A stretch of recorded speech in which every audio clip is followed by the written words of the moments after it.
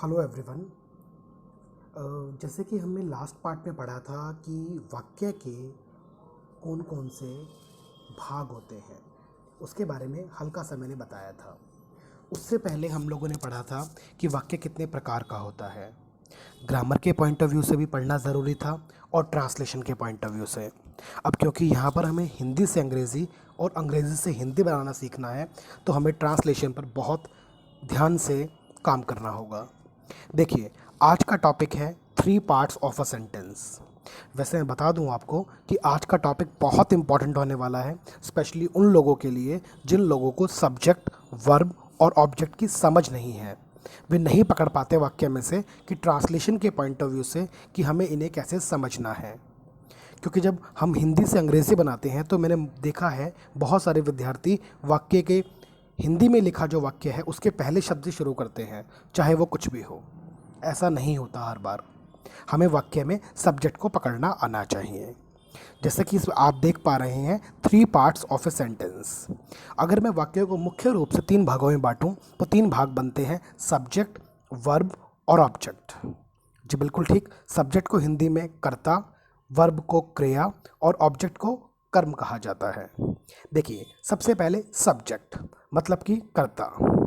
अगर आपको हिंदी में बताऊं तो सब्जेक्ट वो होता है जिसके बारे में वाक्य में या तो बात हो रही हो या फिर वो जो किसी क्रिया यानी काम को कर रहा हो। ध्यान से समझिएगा, वाक्य में जिसके बारे में बात हो रही हो। जैसे मैं कहूँ राम मेरा मित्र है, तो यहाँ पर इस वाक्य में राम क्या कोई काम कर रहा है? बिल्कुल नहीं। लेकिन राम अपने मित्र के बारे में, मतलब राम बता रहा है कि राम मेरा मित्र है, राम की पहचान बताई जा रही है। तो वाक्य में राम के बारे में बात हो रही है, लेकिन राम तो किसी काम को नहीं कर रहा। दूसरी ओर अगर मैं ये कहूँ कि राम खेल रहा है, तो इस वाक्य में राम खेलने का काम कर रहा है। तो आई रिपीट, सब्जेक्ट वो होता है जिसके बारे में वाक्य में या तो बात हो रही हो या फिर वो जो किसी क्रिया यानी काम को कर रहा हो। दूसरे शब्दों में कहूँ तो सब्जेक्ट किसी भी वाक्य का प्रमुख केंद्र होता है। In English, subject is the one whom और which। whom इसलिए कि व्यक्ति हो सकता है, which इसलिए कि वस्तु हो सकता है। तो subject is the one whom और which we talk about, और one who performs an action, जो कार्य को करे। आई बात समझ में? आगे बढ़ते हैं। आगे देखिए वर्ब। वर्ब को हिंदी में कहते हैं क्रिया। अगर हिंदी में बताऊं तो क्रिया वो है जिसके माध्यम से सब्जेक्ट के कार्य या अवस्था, आई रिपीट, सब्जेक्ट के कार्य या अवस्था की जानकारी मिलती है। Verb is the one which describes the action और the state of the subject. अब मान लीजिए, देखिए इसको समझते हैं। मान लीजिए मैं कह रहा हूं कि रवि सो रहा है, तो सब्जेक्ट क्या है? रवि। और वर्ब क्या है? सोना। इस वाक्य में सब्जेक्ट के द्वारा किए जा रहे कार्य की जानकारी मिलती है। यहाँ पर सब्जेक्ट मतलब कि रवि सोने का कार्य कर रहा है। इसी तरह मान लीजिए कि मैं कहूँ कि रवि 12 महीने का है। सब्जेक्ट कौन है? रवि। यहाँ पर रवि कोई कार्य नहीं कर रहा, बल्कि उसके बारे में सिर्फ बताया गया है कि वह 12 महीने का है। इस वाक्य में सब्जेक्ट के कार्य की नहीं, बल्कि उसकी अवस्था, उसकी स्थिति, उसकी स्टेट की जानकारी मिलती है। जो अवस्था शब्द है ना, इसका सीधा सीधा मीनिंग है कि सब्जेक्ट किस समय में, वर्तमान में, बीते हुए में या आने वाले कल में, किस स्थिति में है। ध्यान से समझिएगा। मैं कह रहा हूँ कि रवि सो रहा है, इस वाक्य में सोना क्या है? वर्ब। और इस काम को कौन कर रहा है? रवि। अगर मैं कहूँ कि रवि 12 महीने का है, तो इस वाक्य में रवि की वर्तमान स्थिति के बारे में पता चलता है। अगला वाक्य देखिए, मैंने लिखा है Ravi was 12 months old. It means Ravi 12 महीने का था। उसके बीते हुए समय के बारे में, बीते हुए समय की अवस्था के बारे में जानकारी मिलती है। और आगे देखिए, Ravi will be 12 month old. It means Ravi 8 महीने का होगा, सॉरी रवि 12 महीने का होगा। इस वाक्य में सब्जेक्ट के कार्य की नहीं, बल्कि आने वाले समय की एक अवस्था की जानकारी मिलती है। तो इस चीज़ को हम और बारीकी से समझते हैं वर्ब की टाइप्स के साथ। देखिए, मुख्य रूप से वर्ब की 2 प्रकार होते हैं, एक मेन वर्ब और एक हेल्पिंग वर्ब। जैसा कि इसके नाम से जाहिर है, मेन वर्ब मुख्य क्रिया। यह क्रिया सब्जेक्ट के कार्य की जानकारी देती है। देखो जैसा कि मैंने बताया था, कार्य और अवस्था दो अलग अलग चीज़ें हैं। यहाँ मैं जानकारी दे रहा हूँ सब्जेक्ट के कार्य के बारे में। यह क्रिया सब्जेक्ट के कार्य की जानकारी देती है। मुख्य क्रिया का सीधा सा, बिल्कुल सीधा, स्ट्रेट फॉरवर्ड मतलब है किसी भी काम को करना, जैसे नाचना, गाना, सोचना, पढ़ना, लिखना, देखना, हिलना, याद करना, पीटना, जाना, खाना, सोचना, ये सभी के सभी क्या है, मेन वर्ब। अगर मैं कहूँ कि पेन, तो पेन तो वर्ब नहीं है ना, लेकिन पेन से लिखना, पेन को तोड़ना, पेन को फेंकना, पेन को मोड़ना, ये सभी वर्ब है। ठीक है। और जब इन अंग्रेजी में लिखते हैं वर्ब को, तो साथ में टू का प्रयोग किया जाता है जब ये अकेली लिखी जाती हैं, जब तक कि ये वाक्य में प्रयोग नहीं होती। जैसे डांस नहीं, टू डांस। टू डांस माने नाचना, टू सिंग माने गाना, टू थिंक माने सोचना, टू रीड माने पढ़ना, टू राइट माने लिखना। अब देखो, ज़रूरी नहीं है कि काम वही हो जो हाथ पैरों से किया जा रहा हो, मतलब कि फिजिकल हो। अगर आप कुछ सोच रहे हैं तो भी आपका दिमाग काम कर रहा है, यानी कि मेंटल वर्क तो हो रहा है ना, इसलिए सोचना भी एक कार्य ही है। I repeat in English, action does not only mean the physical work. When you think your brain works, so to think is also an action, hence it is a verb. तो इस चीज़ पर हम ध्यान रखेंगे। ज़रूरी नहीं है कि हम फिजिकली ही सारे काम करें, कुछ काम हम मानसिक रूप से भी करते हैं।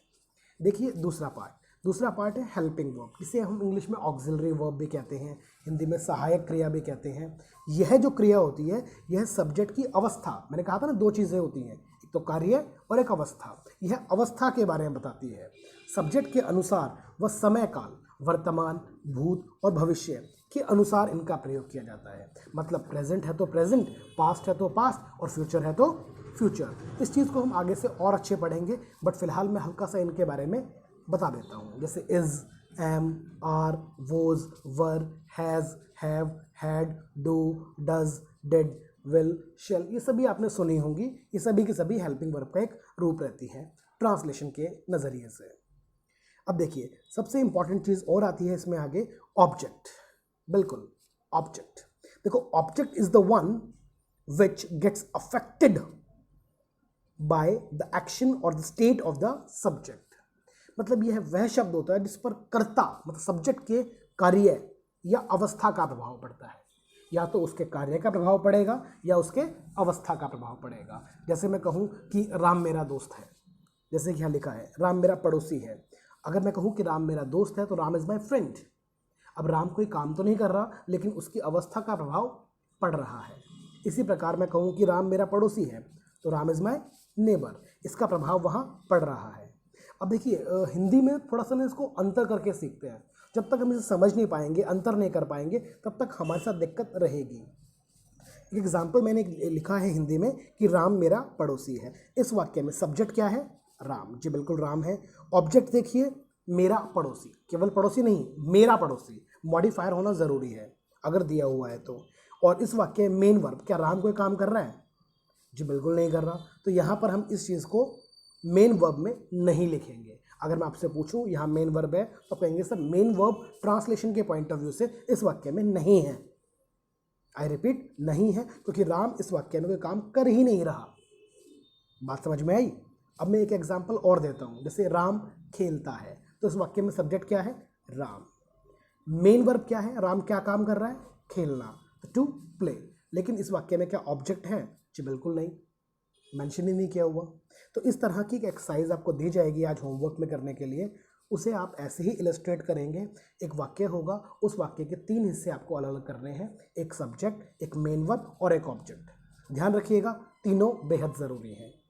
अगर हम ये चीज़ समझ पा रहे हैं तो हमें ट्रांसलेशन करने में बड़ी आसानी होने वाली है, बहुत ज़्यादा। ठीक है, चलिए आगे बढ़ते हैं। देखिए, अब जैसे कि हम सब्जेक्ट के बारे में बात कर रहे थे, हमने बात की वाक्य के 3 भागों के बारे में। उनमें से पहला भाग है सब्जेक्ट। देखो, सब्जेक्ट अब 2 प्रकार का होता है। हाँ बिल्कुल, सब्जेक्ट में कैटेगरी आ गई ना, एक तो सिंगुलर और एक प्लूरल। सिंगुलर मतलब संख्या में एक, और प्लूरल मतलब संख्या में ज़्यादा। अगर आपके घर में रेफ्रिजरेटर है और वो एक है, जिसे फ्रिज कहते हैं, तो वो सिंगुलर है ना, संख्या में एक हुआ। फैन है, छत पे लगे हुए सीलिंग फैन है, वो संख्या में ज़्यादा है, तो उन्हें फैंस कह देते हैं। सिंगुलर मतलब कि एक वचन और प्लूरल मतलब कि बहुवचन। इस चीज़ पे हमें बहुत ज़्यादा काम जो है वो करने की ज़रूरत है। सिंगुलर कब होगा? जब सब्जेक्ट एक व्यक्ति, एक वस्तु या एक स्थान का बोध कराए। आई रिपीट, जब सब्जेक्ट एक व्यक्ति, एक वस्तु और एक स्थान, when the subject refers to one person, place और थिंग। आई बात समझ में? अगर मैं प्लूरल कहूँ, जब सब्जेक्ट एक से ज़्यादा व्यक्ति, वस्तु और स्थान का बोध कराए। जैसे कि राम एक लड़का है, श्याम एक लड़का है, और राम एंड श्याम कहूँ तो एक से ज़्यादा हुए ना, तो प्लूरल हो गए। स्काई आसमान एक है ना। अगर मैं कहूँ पीपल तो लोग एक से ज़्यादा है ना। दिस मतलब कि यह एक के लिए। क्राउड भीड़ एक से ज़्यादा के लिए। दैट वह एक के लिए। दोज एक से ज़्यादा के लिए। इट एक के लिए। पेन एक पेन के लिए, और पेन्स एक से ज़्यादा पेन की बात हो रही है। तो इस चीज़ को समझना बेहद ज़रूरी है। अभी इसी चीज़ को समझते हैं हम प्रोनाउन के पॉइंट ऑफ व्यू से। अब देखिए, इसे बांटा गया है 3 पर्सन में। फर्स्ट पर्सन मतलब कि पहला इंसान, सेकंड पर्सन मतलब कि दूसरा इंसान, थर्ड पर्सन मतलब कि तीसरा इंसान। फर्स्ट पर्सन, अगर अंग्रेजी में बताऊं, द पर्सन और पीपल स्पीकिंग, ये है बोलने वाला इंसान। इसे भी सिंगुलर और प्लूरल में बांटा गया है। अगर एक इंसान बोलता है, अकेला बोलता है, पहला व्यक्ति बोलता है, तो उसे इंग्लिश में आई, हिंदी में कि मैं कहा जाता है, और प्लूरल में यह बन जाता है वी, मतलब कि हम। अगर मैं सेकंड पर्सन, अगर एक व्यक्ति फर्स्ट पर्सन बोल रहा है तो कोई सुनने वाला भी तो चाहिए, तो सेकंड पर्सन हो गया कौन? यू। यू मतलब कि तुम, आप, तू, साधारण भाषाओं में इस तरह से इसे कहा दिया जाता है। तो यू माने तुम, इसका प्लूरल भी यू ही रहता है। थर्ड पर्सन कौन होता है? जिसके बारे में फर्स्ट और सेकंड, मतलब कि फर्स्ट और सेकंड पर्सन मिलके बात करते हैं। अगर फर्स्ट और सेकंड पर्सन मिलके किसी एक लड़के के बारे में बात करें तो उसे ही कह देते हैं। किसी लड़की के बारे में बात करें तो शी कह देते हैं। किसी वस्तु के बारे में बात करें तो इट कह देते हैं। और अगर ज़्यादा लड़कों के बारे में बात करें, ज़्यादा लड़कियों के बारे में बात करें, लड़के लड़कों के बारे में बात करें, या ज़्यादा वस्तुओं के बारे में बात करें, तो वहाँ पर तीनों का प्लूरल, ही का, शी का और इट का, आई रिपीट, ही का, शी का और इट का, तीनों का प्लूरल दे कहलाता है।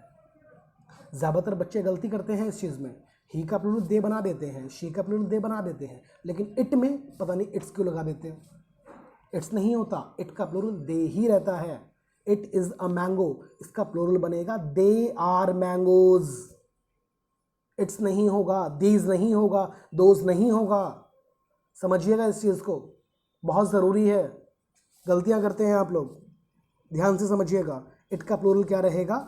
दे। इसी प्रकार मैं 2-4 वर्ड और लूँगा, जैसे कि दिस, दैट, दीज और दोस। इन्हें डेमोस्ट्रेटिव प्रोनाउन और डेमोस्ट्रेटिव एडजेक्टिव दोनों के रूप में प्रयोग किया जाता है। लेकिन हमारे यहाँ पर अभी हमारा टॉपिक ग्रामर नहीं है, ट्रांसलेशन है, तो ट्रांसलेशन के पॉइंट ऑफ व्यू से पढ़ते हैं। देखो, दिस और दैट, दीज और दोस, यहाँ पर टेबल में लिखा भी हुआ है कि जो दिस है और दैट है, इसमें मुख्य अंतर जो है वो नज़दीकी और दूरी का है। कोई वस्तु हमारे नज़दीक है तो उसे हम, अगर अकेली है तो दिस कह देते हैं, ज़्यादा है और दूर है, ज़्यादा है और दूर है तो दोज कह देते हैं। जो दिस शब्द है इसका प्लूरल होता है दीज। बिल्कुल ध्यान से देखिएगा, दिस का प्लूरल दीज। जैसे यह पेन, दिस पेन, ये पेन, दीज पेन्स, यह पेंसिल, दिस पेंसिल, ये पेंसिल, दीज पेंसिल्स, यह किताब, दिस बुक, ये किताबें, आई रिपीट किताबें, तो दीज बुक्स। कई बार हमारे बोलने में भी गड़बड़ होती है, तो इस चीज़ को ध्यान से समझिएगा। प्लूरल तभी होगा जब उसकी संख्या बढ़ेगी। इसी प्रकार जब दूरी की बात करेंगे तो दैट से संबोधित करते हैं सिंगुलर को। वह पर्दा, दैट कर्टन। और अगर पर्दे ज़्यादा हैं तो वे पर्दे, वो पर्दे, वह पर्दे। पर्दे तो ज़्यादा है ना, हिंदी बोलते हुए ध्यान नहीं रखा है था, लेकिन प्लूरल सिंगुलर का ध्यान रखो। पर्दे ज़्यादा है ना, तो दोज कर्टेन्स। वह लड़का, दैट बॉय, वे लड़के, दोज बॉयज। इस चीज़ पर हम बहुत काम करेंगे। एक एक्सरसाइज दी जाएगी आपको, जिस पर आपको बहुत काम करना है। आज का टॉपिक बहुत इंटरेस्टिंग था और बहुत ज़रूरी था समझना, तो प्लीज़ इसे अच्छे से इसके नोट्स बनाइएगा, नोटबुक में लिखिएगा। ये चीज़ आपके लाइफ टाइम काम आने वाली है। ट्रांसलेशन के पॉइंट ऑफ व्यू से बहुत ज़रूरी है। जब आप समझेंगे तो आपको समझ में आएगा कि आप कहाँ कहाँ गलतियाँ कर रहे हैं, और जब इसके ट्रांसलेशन करेंगे हम तो हमें ये बहुत बहुत काम आने वाली है। तो अच्छे से कीजिएगा। Thank you.